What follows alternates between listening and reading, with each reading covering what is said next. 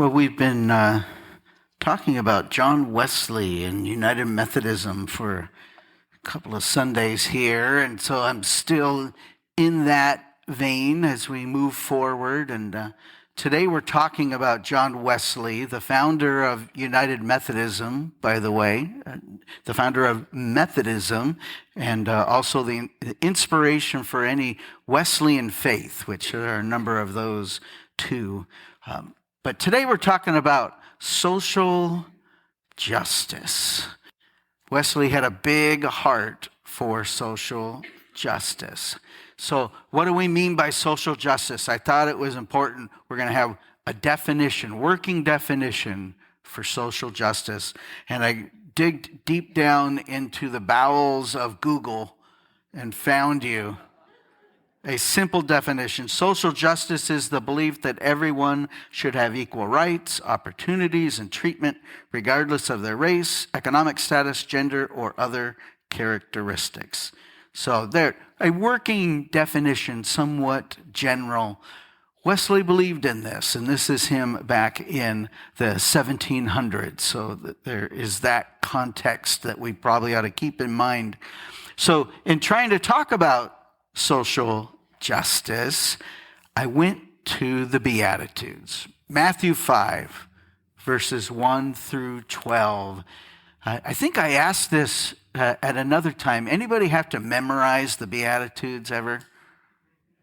Yeah, all right, me and Becky, all right. That's right, Linda. Not as many as I might have thought, though. I was trying to save money going to church camp. I had to memorize all of these Beatitudes. I don't know that I could do it again right now, but that was something that is kind of this tight package, this summary of some of Jesus's teachings, some of the key teachings. So I landed on that because to me it spoke to that social justice understanding, the need that that this world has, that Jesus would speak into. Now, some of you know in Matthew, the gospel, chapters 5 through 7 is kind of a summary of a lot of Jesus's earthly teachings. If you're trying to understand a little bit more what Jesus actually tried to teach us about living in this world, that's a really good place to start. Matthew chapter 5 through chapter 7, it really tight kind of puts it all together. And it opens with these Beatitudes, and it's all these definitions about people who are blessed. Right? Blessed people in this world. But what you'll probably notice, what I think you should notice, is that those first four categories, they don't seem like people who are particularly blessed. Am I right? We don't think of the poor in spirit as being blessed. We don't feel very blessed when we are mourning, when we're feeling meek. We feel more frustrated than blessed when we are hungering and thirsting for righteousness. Now, if we're reading through this, the inclination would be to think, oh, okay, Jesus is working with God.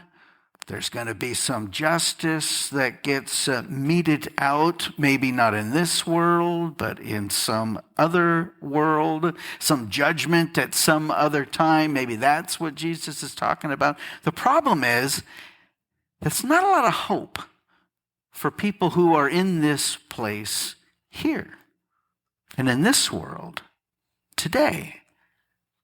It doesn't help somebody who is poor in spirit to say, oh, don't worry. When you pass away and go on to be in God's next world, go on to be in heaven or what have you, you'll be fine then. It doesn't carry much weight, right? It doesn't make you feel any better, really.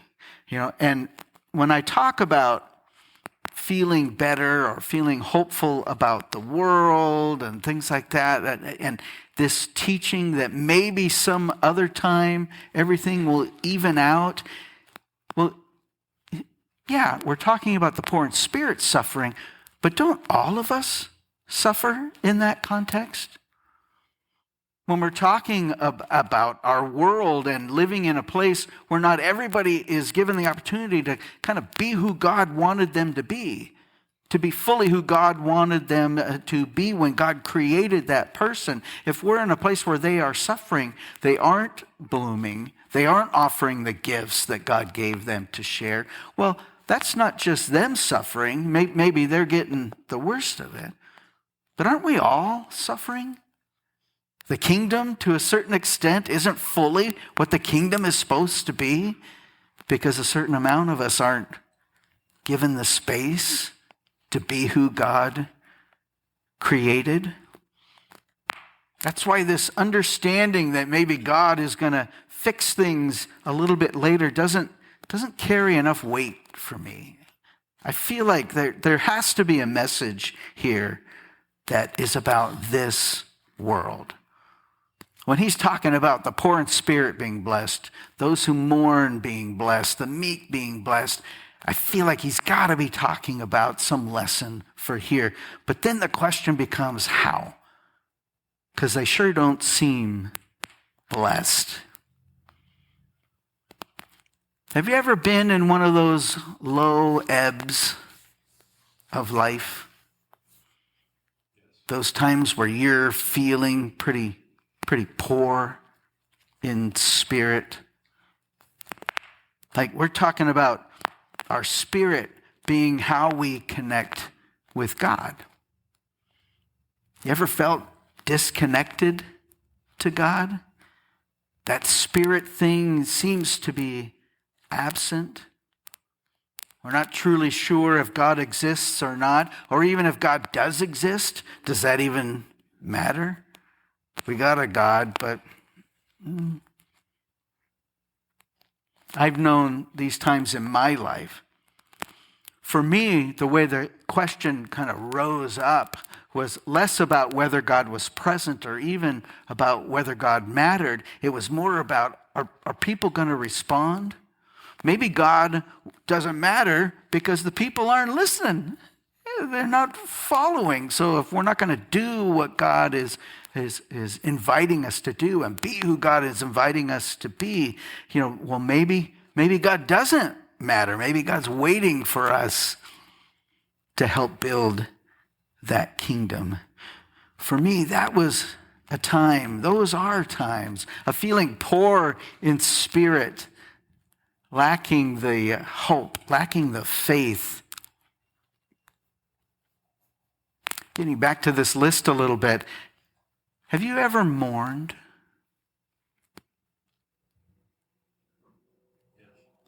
I'm guessing yes, because life is life. Have you ever felt meek or been made to feel meek? Have you ever hungered and were thirsty for righteousness? Wondered where the good and the just was in this world? To me, the irony is that it's in these times, these places where we feel like we have the least hope, the least connection to God, the least faith. It's often in these times that God is our most blessed presence. God is able to work with us most intentionally. Why? Possibly because we got nowhere else to go. We're not finding hope. We're not finding faith. I know in those tough times for me, it actually ended up being kind of a doubling down with God. Amidst the uncertainty of our world, the instability of our world, the instability of people, no matter how good intentioned, still broken in their own ways. Amidst that uncertainty, God felt stable to me. I knew that God was love and that love was real. And even if I wasn't seeing it all the time, I had seen it. I might have only had faith because I couldn't find anything else to grab, but it was still faith.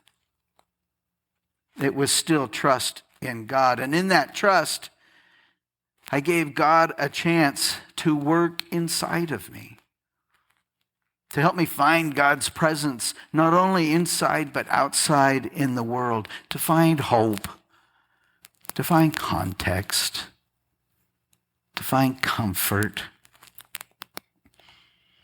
To me, I think this is really what Jesus was trying to get across when he talked about us being blessed despite these times where we felt poor in spirit.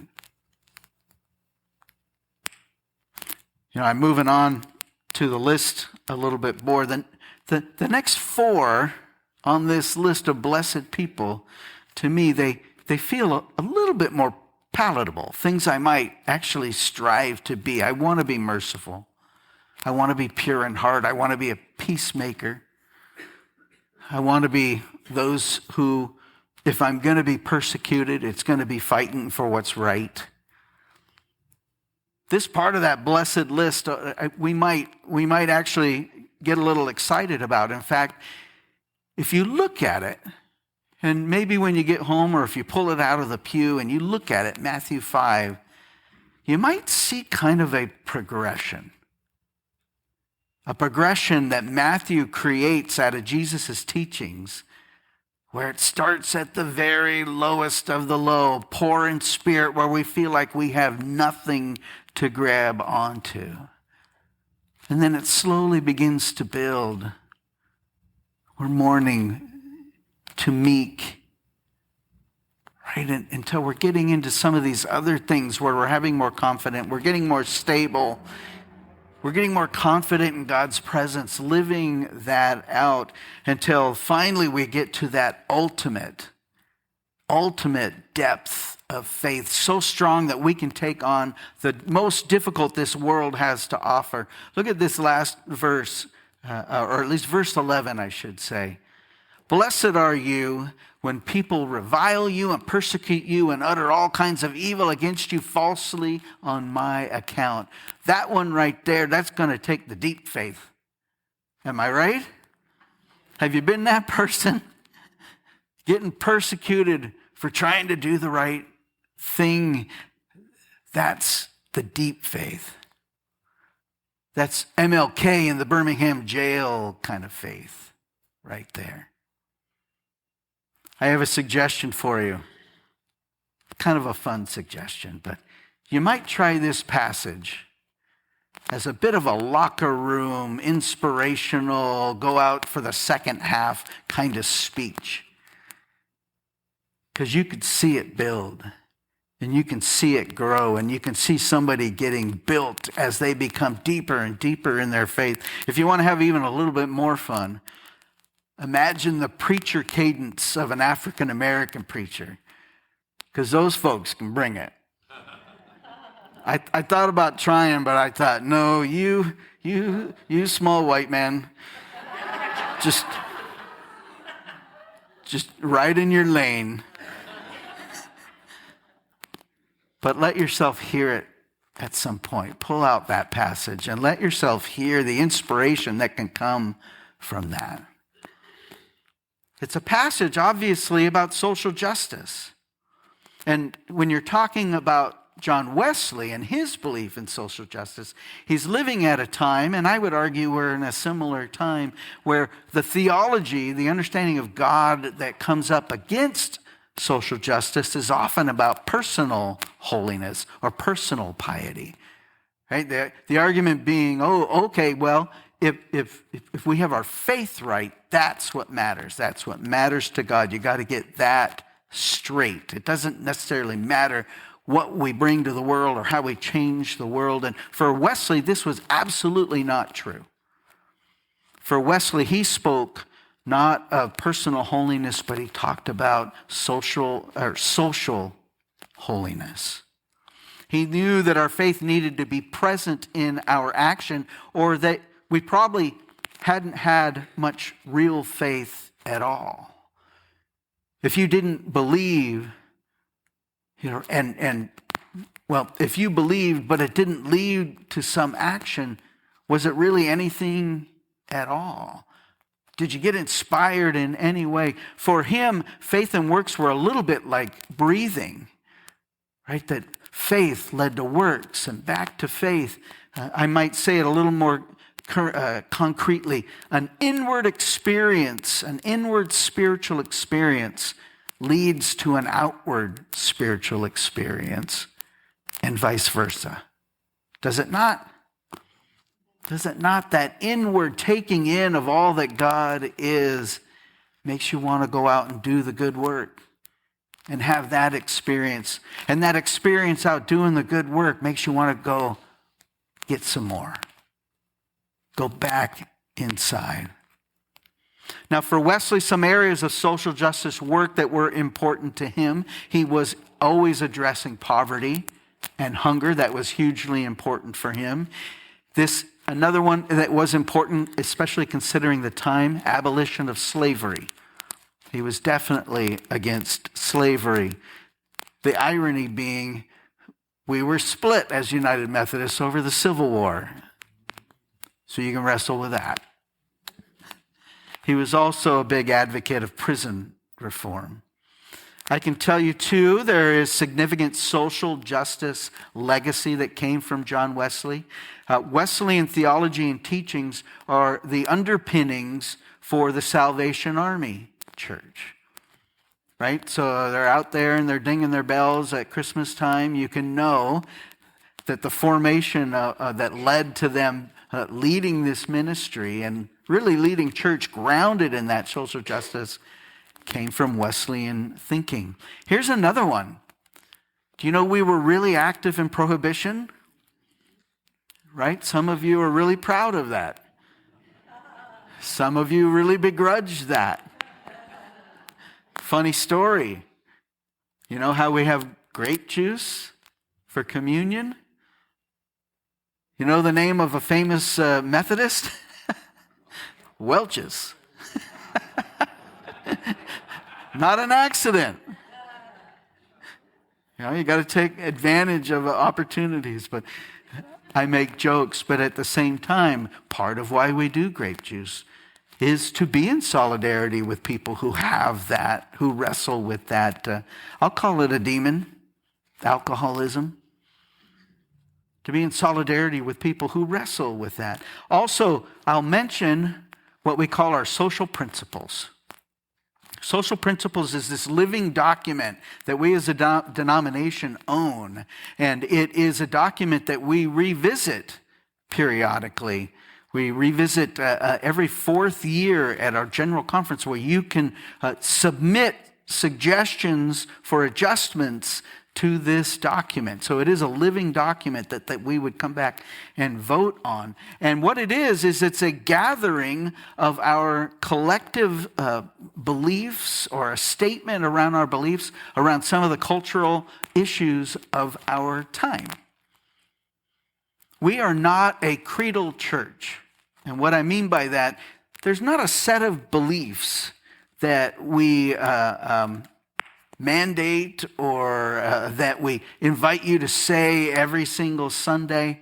There is an openness to some conversation, to the journey of faith amongst us, in that we can disagree to a certain extent.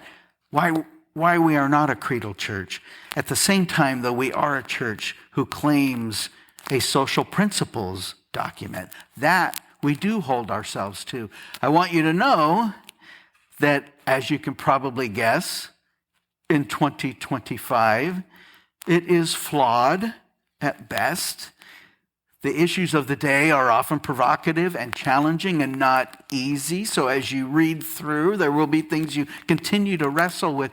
But I think for me, there's a certain amount of pride in that is something that we're willing to wrestle over. We're willing to own the fact that we're going to try our best to be relevant, to speak into relevant topics, and to try to bring at least the United Methodist body together with some some sort of unity as best we're able. But like I said, it's 2025. Unity is not always a value we share in our culture these days. But at least, as Oliver Wendell Holmes Sr. might argue, we are not so heavenly focused as to be no earthly good. We are out there doing our best to make the world better. So maybe the most important part of our social principles is that they are an important part of our being United Methodist, that the wrestling is as important as in anything we actually believe. And we'll talk about that a little bit more next week, but what I like to know is that we're being proactive about making the world better. It's a critical part of who we are, and when we live it out, as we understand from Matthew 5, we are blessed. Amen? Amen.